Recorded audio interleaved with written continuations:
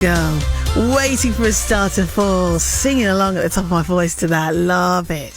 Now, one of the best things about getting into winter over the next couple of years, we have been able to see the awesome Nutcracker Trail. Have you seen this yet? It's fantastic. You know the one, the gorgeous painted Christmas soldiers all dotted around the city of York. And this year, it's a little bit different. BBC Radio York's Elly Fiorentini is out and about finding out more. Morning, Elly. Good morning. Now, this is all so secret that I can't tell you where I am. I am in a secret location, and it is in York somewhere. And if I go through this door, right, this is impressive. This is very, very impressive. It's a quiet workshop.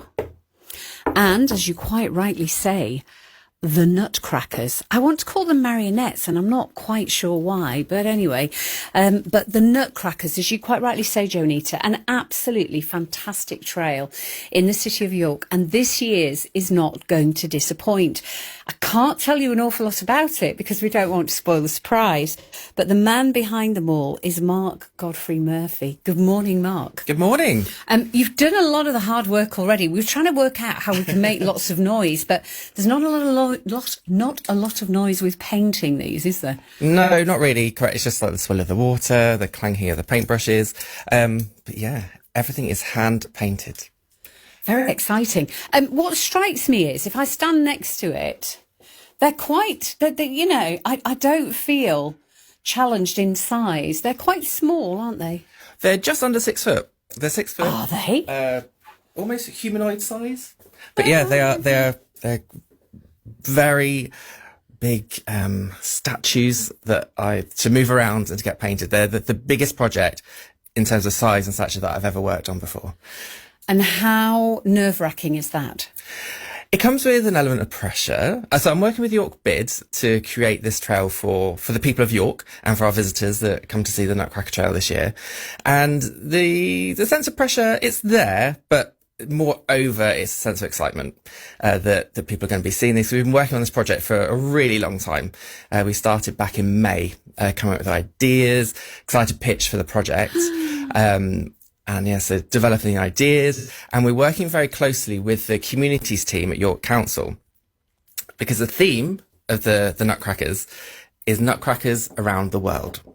So every Nutcracker is based on a country that has residents in York, so that when we are looking around the trail, hopefully people feel a sense of connection and a sense of perhaps emotional attachment as well, to celebrate the diversity and the community and variety of people that are here in York. What a beautiful, beautiful idea. So without giving too much away, colours-wise, got yellow, there's green, there's orange, there's blue, there's white. There's one that I looked at and I said to you, again, without giving too much away, looking at the colours, is that Spain? It is not Spain, but it's a very good guess because every Nutcracker uses the colour palette found in the flag of that country. So that's a massive clue, isn't it, to help people? It is. It's a bit of a clue, but you know, clues are nice because there's a competition as well with the Nutcracker Trail. So people can engage with the trail by picking up a map. The map's available from the visitor centre on Parliament Street or on the BID website. And you go around, list the countries that are the Nutcrackers, and you can enter to win a £250 York gift card. Oh, very nice. It's worth doing. Jonita will be first there. She'll be first in the queue to try and win the competition. You've got one laid out at the moment. Is that a poorly one, or have you just not finished it? So they're quite awkward to paint. So that every single about that. How difficult? Well, every single inch is hand painted, and so when they're right down on the floor doing the feet and the legs, it can be quite tricky.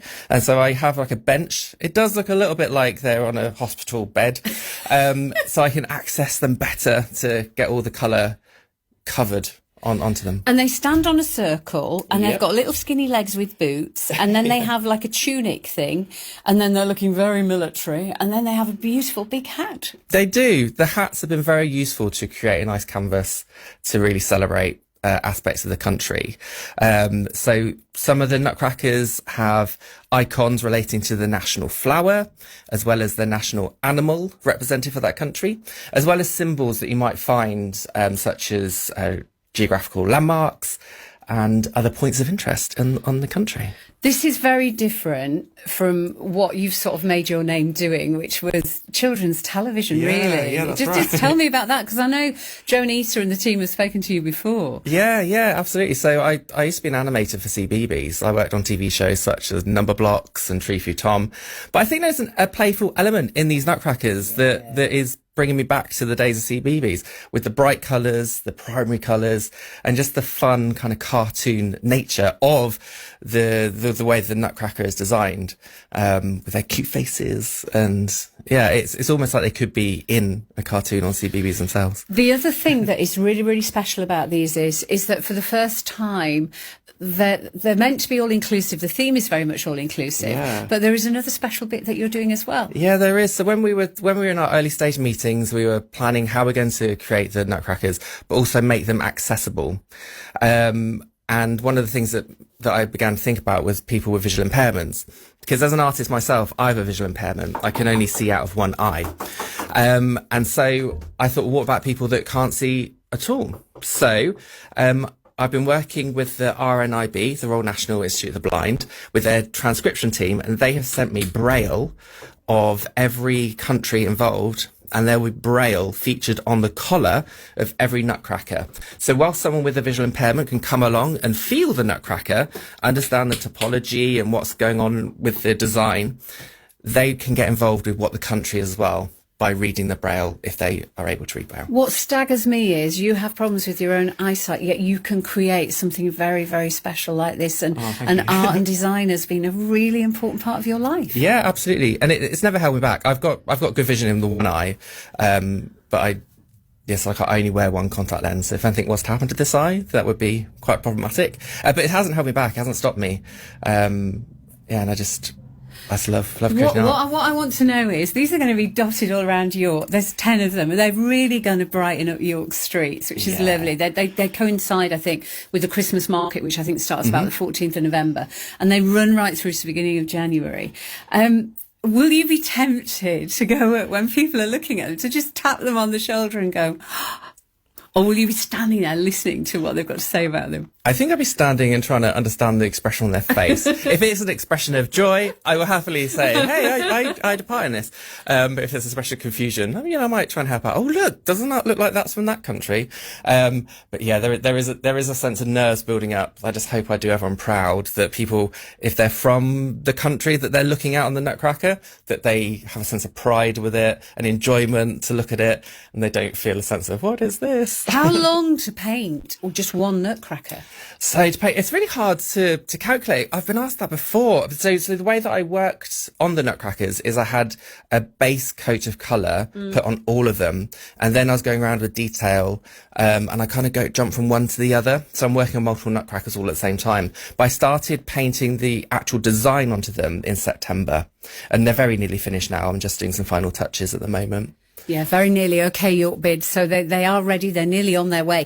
What I love is on your planning board at the back, we've got the countries, which I can't mention, but the attention to detail is incredible. And then the flags there as well, just to keep you on the straight and narrow. Be honest. Did you know of the countries that you were doing? Did you know all the colours of the flags? I knew them. I knew most of them. Some of them. That we do have some countries that are perhaps not what you might immediately think of, where I did have to do some research and make sure I got the right tone of colour as well, because obviously with a blue, what type of blue is it? Is it a royal blue, a dark blue, a light blue? So it's making sure I'm using the right colours to really do the flag and the country justice. Well, thank you so much. I feel very privileged, Joe and Issa, that I've had a lovely sneak preview of these. You're going to absolutely love them. In fact, I might just see if I can sneak one out the door. Do you think anybody might notice? I love a Nutcracker. I absolutely love them. Great. We've got mini ones that we put up. I can hear it, Elly. We've got mini ones that we put up at Christmas. I think we've got maybe 2, 3 maybe now. Oh, I love them. Dotted all around the city. Love that. Don't you be stealing them. Do you know, I won't be, but I love the fact that there's going to be braille on the collars as well for people who are visually impaired. Absolutely brilliant idea. Now, before I let you go, Elly, we've been talking about whether we should ban kids from pubs, because there is this pub, Dan South, that has banned kids from their pub. So what do you and Mark think? Well, should kids be banned from the pub? And you see, now I know Mark likes to go to the pub. Do you mind kids being in the pub, Mark? I don't really have any issue with children being in pubs. I think there's a massive context that needs to be applied. Like, what type of pub is it? Is it a country pub with the local community in a village, or is it a busy pub next door to a nightclub? So I think that plays a lot to do with. I think it's a bit strange to just have a blanket ban on an age, because I think there's context of what type of community is engaging with this pub and enjoying this pub. Or is it for people going out for partying, drinking, and where the atmosphere might have a completely different tone to what it might have in a country pub? You see, now I have to be careful giving an opinion, but Jonice did ask me. I just think this is really strange, because years ago we had this whole debate about making pubs more family friendly. Yeah. And now we're looking at going the other way. And I wonder why. I wonder why that is. And the thing is, let's be honest, I'm going to say something very controversial now.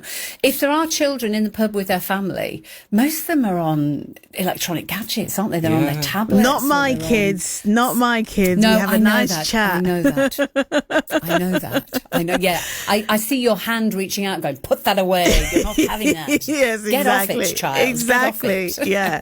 Elly, thank you very much. She's been chatting to Mark Godfrey Murphy there, animator, also artist as well, creating these fabulous, gorgeous painted Christmas soldiers. They're going to be dotted all around the city of York. We will let you know what they look like as soon as we can, because it is all still a little bit of a secret.